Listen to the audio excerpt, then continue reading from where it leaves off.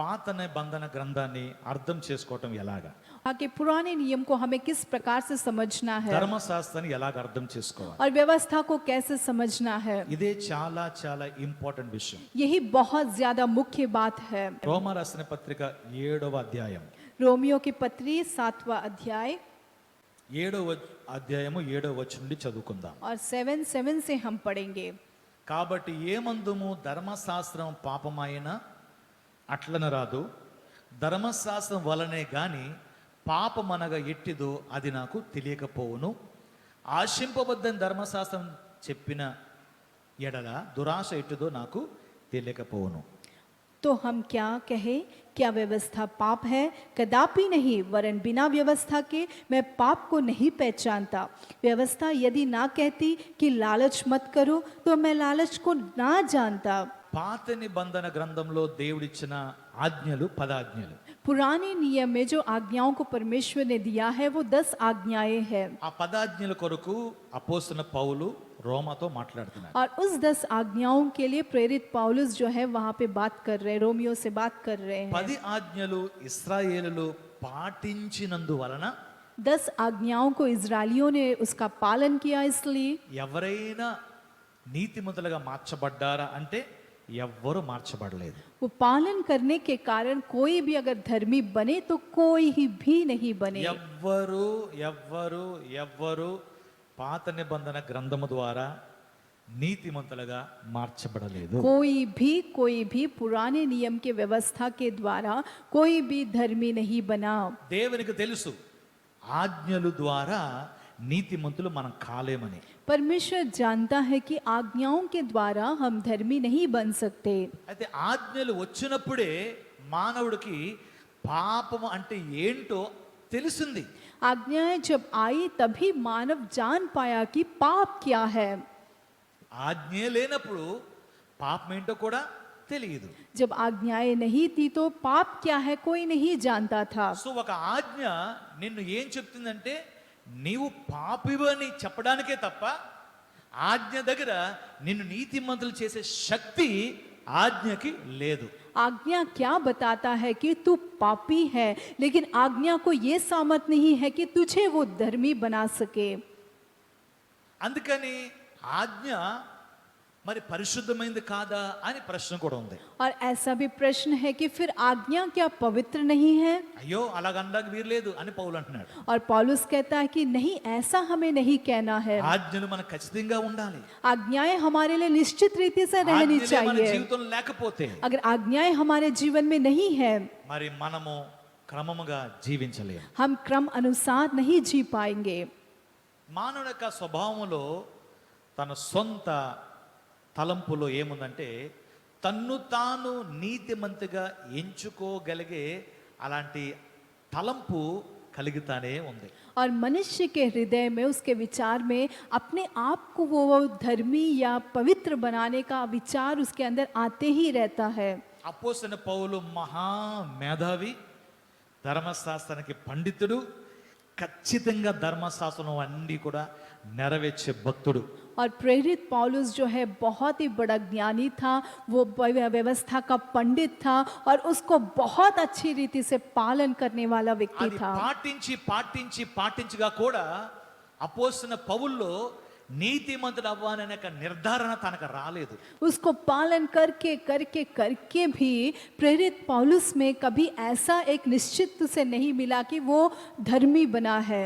అందుకే ఒక ఉదాహరణతో తెలియజేశాడు. इसलिए एक उदाहरण से उसने वहां पे बताया। ఏమనంటే 10 ఆజ్ఞల్లో చివరి ఆజ్ఞ ఎదుటివాని భార్యనైనను ఎద్దునైనను మరి దేనిని కూడా ఆశింపవద్దు అనే విషయం రాసుకొచ్చాడు. और 10 आज्ञाओं में आखिरी आज्ञा है कि किसी के भेड़ को या किसी के बैल को या किसी की पत्नी को कभी भी आप मत चाहिए। ఎదుటివాని ఏది కూడా మనం ఆశించకూడదు. दूसरे सामने वालों के कुछ भी विषय को हमें नहीं चाहना మొదటి चाहिए। 9 ఆజ్ఞలు पहले 9 आज्ञाएं చేయండి చేయండి చేయండి అని కాదు, చేయకూడదు చేయకూడదు అని ఉంది. అంటే దొంగిలించకూడదు, హత్య చేయకూడదు, వ్యభిచరించకూడదు అని, విగ్రహాలు ఆరాధించకూడదు అన్ని కూడా చేయకూడదు అని ఉంది. और पहले 9 आज्ञाएं मत करिए मत करिए मत करिए ऐसे वहां पे लिखा हुआ ఒకే है। ఒక ఆజ్ఞ చేయమని ఉంది, అదేంటంటే నీ తల్లిదండ్రులను సన్మానించండి. एक ही एक आज्ञा करने के लिए बताया गया है और वो है माता पिता का सम्मान ఇవన్నీ करना। క్రియలతో సంబంధించినవి. और ये सब अपने कार्यों से संबंधित है। కానీ లాస్ట్ ఫైనల్ 10వ ఆజ్ఞ ప్రమాదకరమైంది. लेकिन 10वां आज्ञा जो आखिरी आज्ञा है वो बहुत ही खतरा है। ఆశ అనేది మనసుకి హద్దులు లేవు, అది పుట్టుకొస్తానే ఉంటాయి. और चाहत जो है अंदर होने वाला कार्य है, मन की कोई सीमाएं नहीं है, वो पैदा होते ही रहती ఆ है। లోపల కలిగే ఆశ ఎదుటివాంది ఆశించకూడదని ఉంది. దాన్ని ఎవరు కంట్రోల్ చేస్తారు? కంట్రోల్ చేయలేరు. अंदर जो चाहत है दूसरों का कभी हमें ना चाहे ऐसा लिखा हुआ है, उसे कौन कंट्रोल कर सकता है? ఇక్కడ ప్రతి మనుషుడు ఓడిపోయాడు. और यहाँ पे हर एक व्यक्ति हार गया। యాకోబు 1:20 అంటారు, ఆజ్ఞలలో ఒక్కటి తప్పుపోయినా అన్ని తప్పుపోయినట్టే. और याकूब के 120 में कहा गया है कि आज्ञाओं में अगर एक भी चूक गया तो सारी आज्ञाएं चूक गई। అంటే ఫెయిల్ అయిపోయిన అర్థం. इसका मतलब है कि फेल हो गए। యాకోబు 2:10 याकूब 2:10 ఎవ్వడైనను ధర్మశాస్త్రమంతయు గైకొనియు ఒక్క ఆజ్ఞ విషయములో తప్పిపోయిన ఎడల ఆజ్ఞలన్నిటి విషయములో अपराधी अगुनो। क्योंकि जो कोई सारी व्यवस्था का पालन करता है परंतु एक ही बात में चूक जाए तो वह सब बातों में दोषी ठहर चुका है। ఆజ్ఞ మనుషులకి వచ్చిన గాని ప్రజలు దాన్ని నెరవేర్చడానికి కఠినమైపోయింది. आज्ञा तो लोगों मनुष्य के लिए दिया गया लेकिन उसका पालन करने के लिए मनुष्य बहुत कठिन हो गए। పదాజ్ఞ నిన్ను ఏం చేస్తుంది? నీ వైపు నుంచి డిమాండ్ చేస్తుంది, నీవు ఈ పదాజ్ఞలు నెరవేర్చు అంటుంది। और 10 आज्ञाएं आपसे डिमांड करता है कि आप इस 10 आज्ञाओं का पालन करें। ఒక్కరైనా ఆజ్ఞను నెరవేర్చలేకపోయారు। एक भी उस आज्ञा का पालन नहीं कर पाए। లోపల పాప నియమం ఒకటి ఉన్నది, अंदर एक पाप का नियम है। అది ధర్మశాస్త్రాన్ని పాటించడం వల్ల మాత్రాన ఆ పాప నియమానికి మార్పు కలగట్లేదు। और व्यवस्था का पालन करने के कारण उस पाप का नियम में कोई बदलावट नहीं పౌలుకు आया। అర్థమైపోయింది। पौलुस को ये समझ में आ गया। ఏమర్థమైపోయిందంటే ఈ ధర్మశాస్త్రాన్ని పాటించడం వలన పాపం నుండి నేను విడుదల పొందలేను, ఆ పాపం నన్ను ఎటు తీసుకెళ్తుంది? మరణం వైపు తీసుకెళ్తాది। और ये व्यवस्था का पालन करने के कारण मैं पाप से छुटकारा नहीं पाया और पाप मुझे कहाँ लेके जाएगा? मृत्यु की ओर लेके जाएगा। సో పాత నిబంధన గ్రంథంలో యాజకులు ఆ శరీరంతో చేసిన క్రియా పాపాల కొరకు ఏం చేశారంటే ఏటేటా సంవత్సరం బలులు చెల్లిస్తూ ఉండేవారు। और उस पुराने नियम के अनुसार इन सारे पापों के लिए हर एक साल जो है महायाजक साल में एक बार उस पर वहाँ पे बलि चढ़ाया करते थे। ప్రతి సంవత్సరం బలులు చెల్లించిన పాపాలు జ్ఞాపకంలోనే ఉంటున్నాయంట। हर साल बलि चढ़ाने पर भी पाप उनकी यादों में ही रह रहे हैं। హల్లెలూయా। हालेलुया। హెబ్రీ రాసిన పత్రిక इब्रानियों की पत्री 10వ అధ్యాయంలో రండి। हम 10वें अध्याय में आएंगे। ధర్మశాస్త్రము రాబోచున్న మేలుల ఛాయగలదియే గాని ఆ వస్తువుల నిజ స్వరూపము గలది కాదు। అంటే ధర్మశాస్త్రంలో ఉన్న నియమాలన్నీ కూడా ఒరిజినల్ కావు,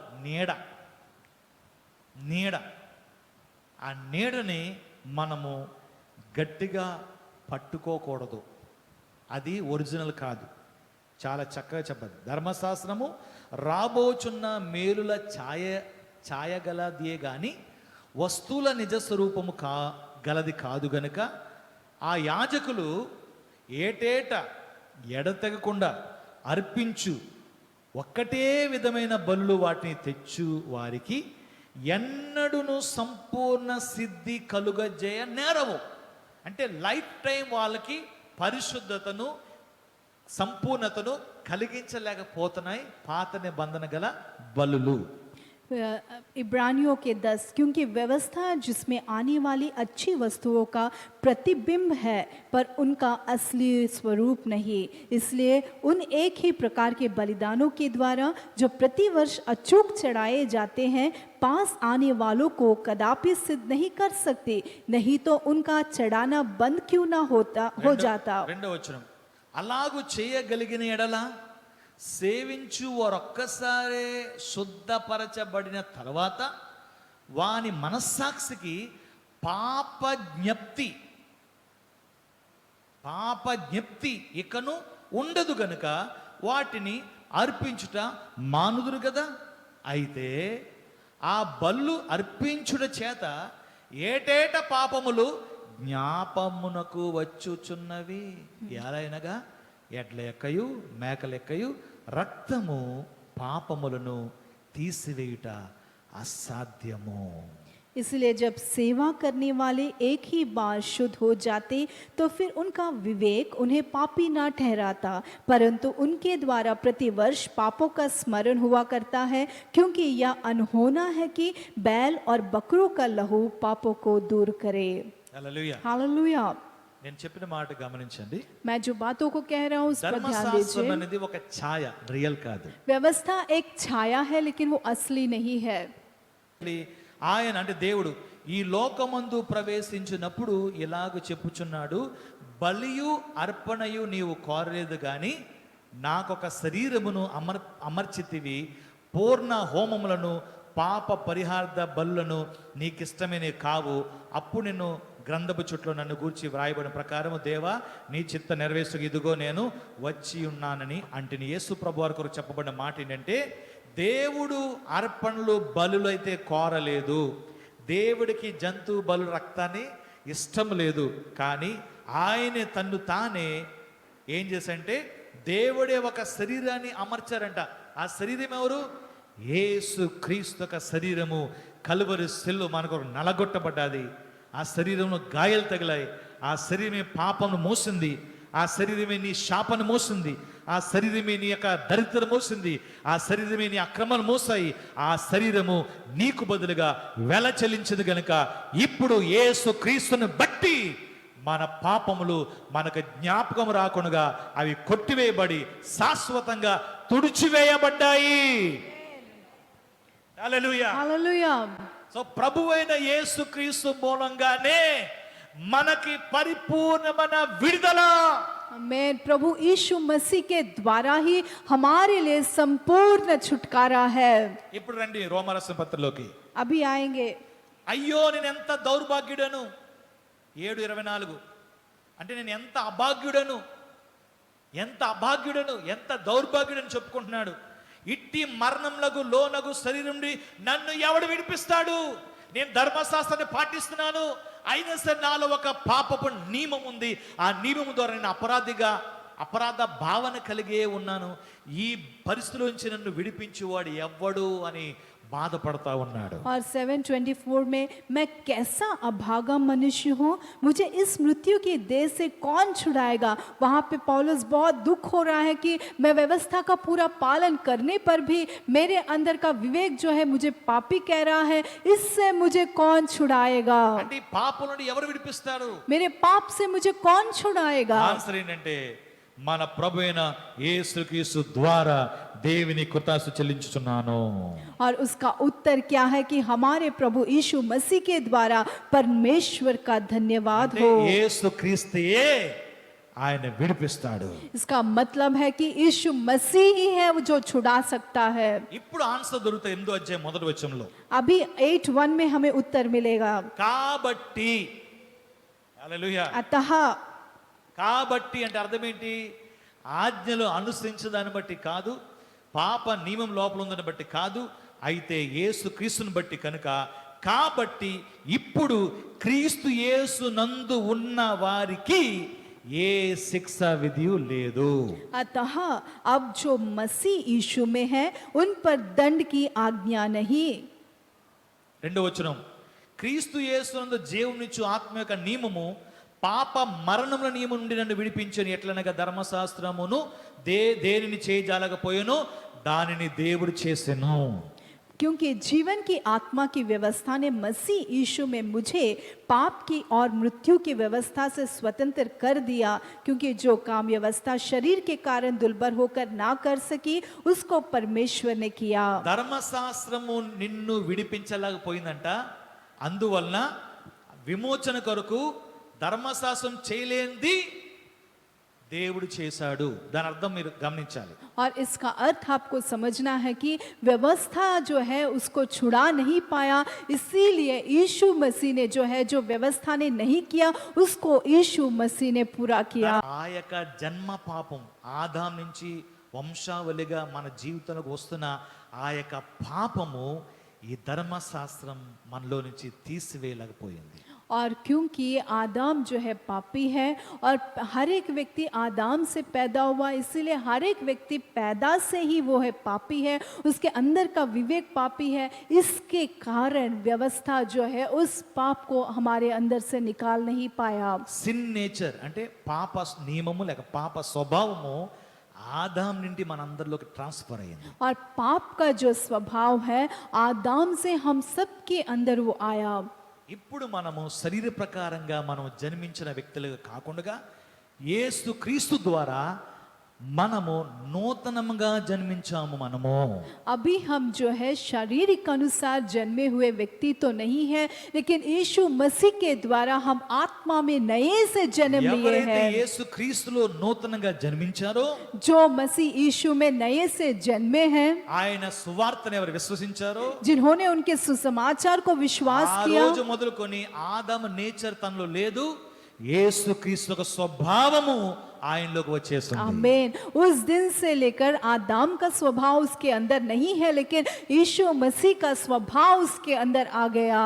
ఎవరైనా ఈ రోజు కూడా వ్యతిరేకంగా కనుపరుస్తున్నారంటే వాడు యేసుక్రీస్తు స్వభావం కాదు, వాడు ఆదాము స్వభావం. अगर कोई भी आज के दिन में भी एक विपरीत रीति से दिखाई देता है तो वो यीशु मसीह का स्वभाव नहीं, लेकिन वो आदाम का स्वभाव है। దేవునికి స్తోత్రం కలుగాలి. प्रभु की स्तुति हो। సో ఆజ్ఞలను పాటించి ఎవరు నీతిమంతులు కాలేరు. आज्ञाओं का पालन करके कोई धर्मी नहीं बना। యేసుక్రీస్తు కల్వరి శిల్లో చేసిన యాగాన్ని విశ్వాసం ఉంచితే చాలు నీవు నీతిమంతుడిగా మార్చబడతావు. यीशु मसीह ने कलवरी शूली में जो त्याग किया है उसको विश्वास करने से काफी है, आप धार्मिक हो जाएंगे। దేవుని స్తోత్రం చెప్దాం. प्रभु की स्तुति हो। हालेलुया। హల్లెలూయా. సో యేసుక్రీస్తులో పుట్టిన వారందరి యొక్క పాపములు మరవబడ్డాయి, కొట్టివేయబడ్డాయి. శాశ్వత కాలము ఒక్క అర్పణ చేత నీవు నీతిమంతుడిగా నీతిమంతురాలుగా మార్చబడిపోయావు. और यीशु मसीह में आप जन्म लेने के कारण आपके हर एक पाप जो है पूरी रीति से मिटा दिए गए। अब आप पापी नहीं लेकिन धर्मी बन गए हैं। సో ధర్మశాస్త్రం చేయలేని దేవుడు ఎలాగ చేశాడంట? और व्यवस्था को परमेश्वर ने कैसे किया?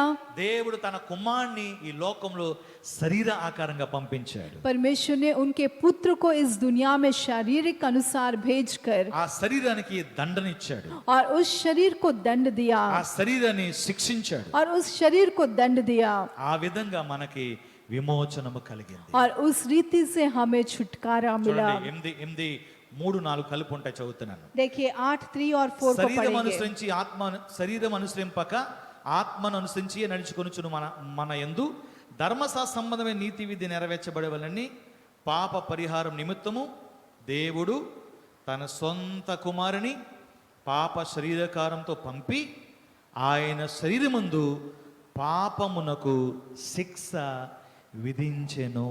आमीन। क्योंकि जो काम व्यवस्था शरीर के कारण दुर्बल होकर ना कर सकी उसको परमेश्वर ने किया, अर्थात अपने ही पुत्र को पाप में शरीर की समानता में और पाप बलि होने के लिए भेजकर शरीर में पाप पर दंड की आज्ञा दी।